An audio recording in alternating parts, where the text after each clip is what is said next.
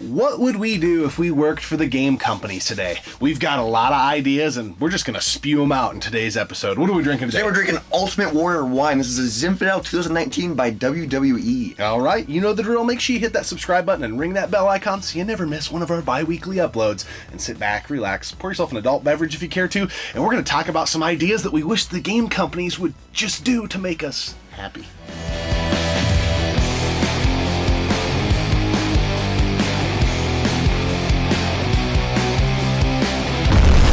Want to know about beer, wrestling games, or gaming?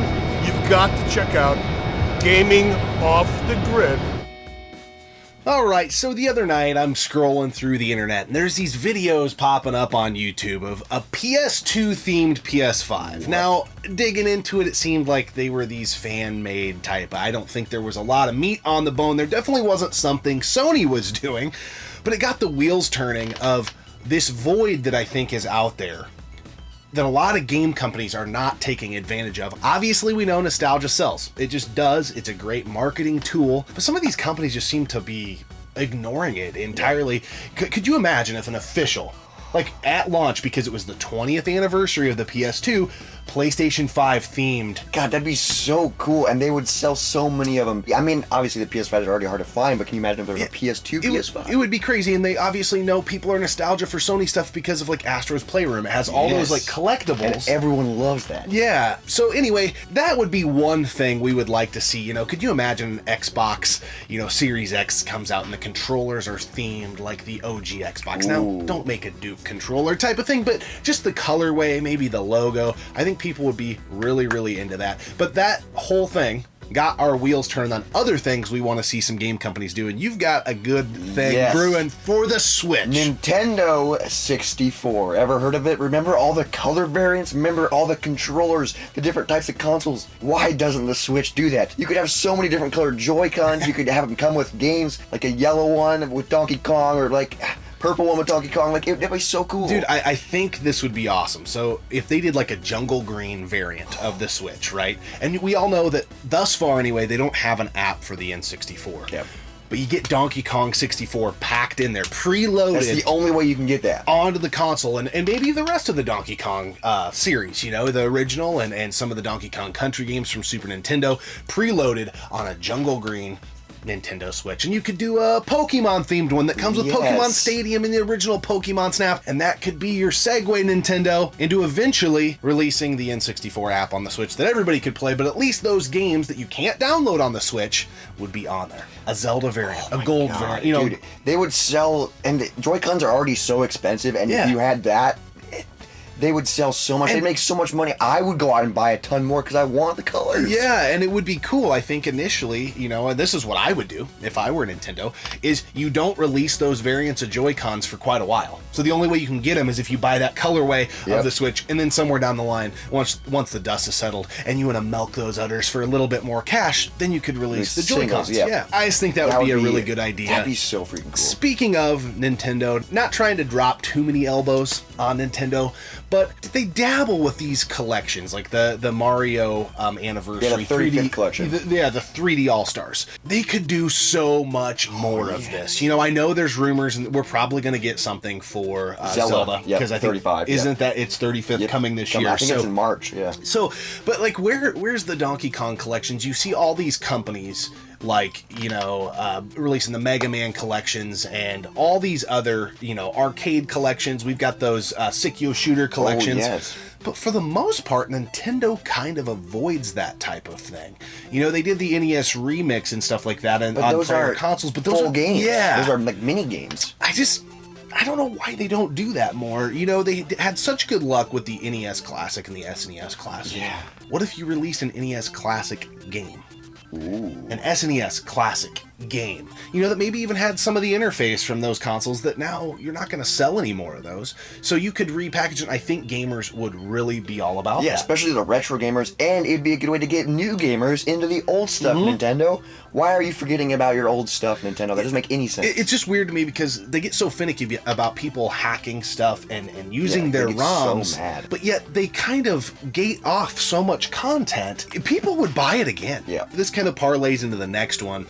Konami has released some really awesome collections. But they've been digital only. Yes. Why? Like, they released, I think it was last year, the arcade collection, the Castlevania collection. Why don't they release it physical? They would sell like freaking hotcakes. And they've got so many IPs that there's just not necessarily a great way to play it unless you're going through emulation. You know, I think of the Castlevania games that were on handhelds, you know, whether that be Game Boy, PSP, whatever it may be. We were never big handheld gamers.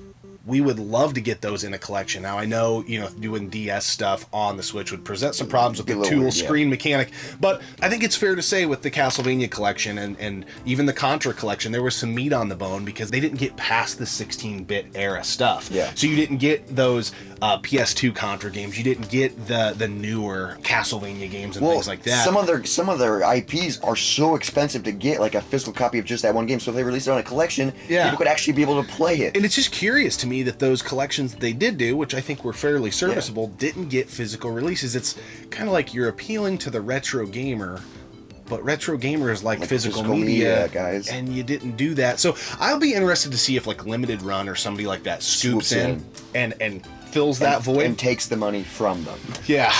Another company that is just curious to me, I think there's so much money to be made, and I don't think the company's doing super well, is Sega. Sega, you've got all these IPs that we want to play. Yeah. We want to play. We want a Dreamcast collection. Oh, that'd be so cool. A Saturn collection. You know, we didn't grow up with the Master System. But on a Master System collection. And however you got to do this, whether that be apps on the Switch or current consoles, or you partner with Xbox and it becomes a part of the Game Pass, or you get mini consoles out. Yeah. But what are you doing? There's money right there for you to grab, and we'll pay the money. Can you imagine a Dreamcast Collections game that comes out? That'd be so cool, because I love the Dreamcast, but a lot of the games, again, are super expensive. Yeah. And, you know, we're not necessarily, you know, we've got a lot of the games that we want, but I'm thinking about, you know, the casual person that doesn't have a wall of games behind them. And to your point, there are some Dreamcast games that we just can't afford, and there's just not a good way to play them in today's current landscape unless you're weird collectors like us and you've got a Dreamcast hooked up to a CRT TV. That's not the norm. Yep. And it just begs the question, Sega, what are you doing? Even if they did something like a streaming type of Sega console. Ooh, so like kind of like Google Stadia or something like that. But that it just had a lot of games maybe even preloaded, and then you could download some more. I don't know, but Sega, you got to do something with these IPs. Gamers want to play your freaking games.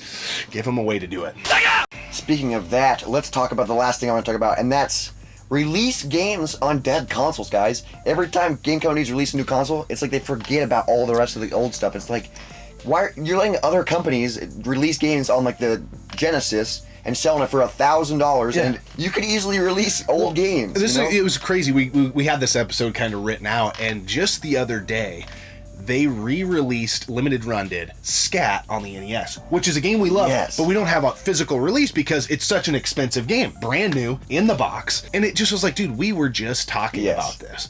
There is a void there. Do limited prints. Why are you letting, now nothing against Limited Run games, but why are you letting Limited Run games make all of this money? You know, when you could re-release some games or some new games, that'd be so cool. Which, dude, the price of the NES or the Super Nintendo would go freaking bananas if Nintendo released a limited print, 1,500 of a certain game. Can you imagine? That'd be so freaking cool. In 2021, getting a brand new Nintendo official brand. It's crazy. You know, and they did just release, what was it, the Fire Emblem, the old Fire Emblem game on the Switch, but no physical release. Are you going to let Limited Run swoop in there and fill that void? I don't understand. I don't get it either, because there's so many consoles, guys.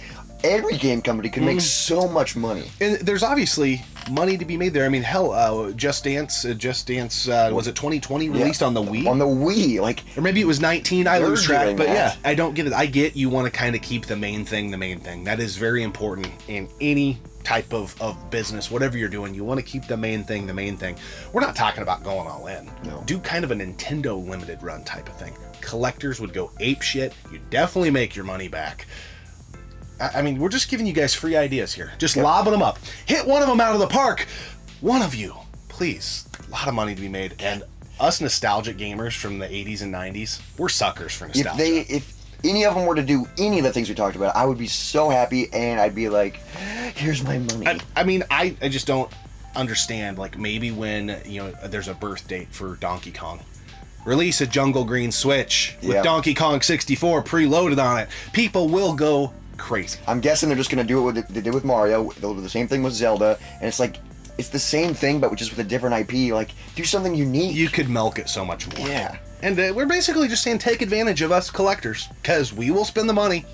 You just got to deliver the goods. Speaking of spending money, let's talk about this Ultimate Warrior WWE Zinfandel 2019. We don't drink wine that much on the channel, but what do you think? We got a little crazy. Maybe you've seen it, maybe you didn't. We bought the Undertaker wine. We've already covered that, and they did these limited edition wines. They were $50 a bottle, and so we're like, we better do it on the channel if I got stupid and spent that much money.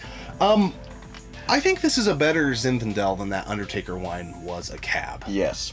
I really, really like this. This is really good. It's just a sweet wine. It really is really sweet. Really smooth. It is. It's just an easy drinker, and I don't know that much about wine, but it's very enjoyable. It's really good. I mean, that cab was really good that we did, but I think this is just better. Yeah. I really enjoy this. I'm going to say the same thing pretty much as I said about the Undertaker wine. This is not a $50 Zinfandel. No.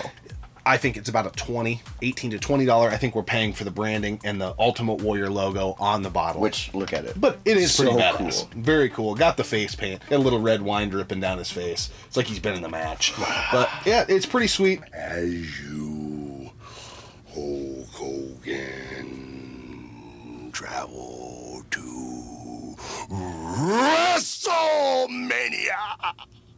Glad we got it. Would I do it again? Probably not. But it's just cool. Cool to have the Ultimate Warrior's wine, which he didn't have anything to do with it for obvious reasons. But it's got his name on it. And long live the Warrior. Always believe, dude. All right, guys. In the comment section below, what are some things you have been wanting game companies to do? What are the voids they're not filling? What nostalgic itches and scratches are you wanting them to take care of for you? These are just some things. We sat down, had this idea, and was like, let's just kind of shoot from the hip some things that we want game companies to do moving forward. Don't forget about us old 80s and 90s kids. We got money too, and we want to spend it. And we probably got a little bit more disposable income than some of the kids you're marketing to currently. So come on, 80s and 90s kids, let's go.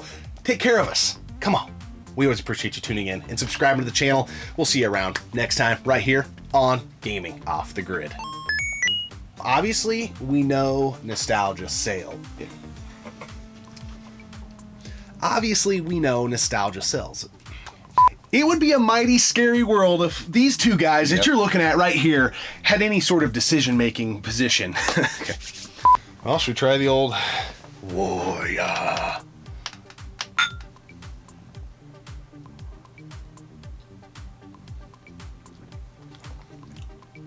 Yep.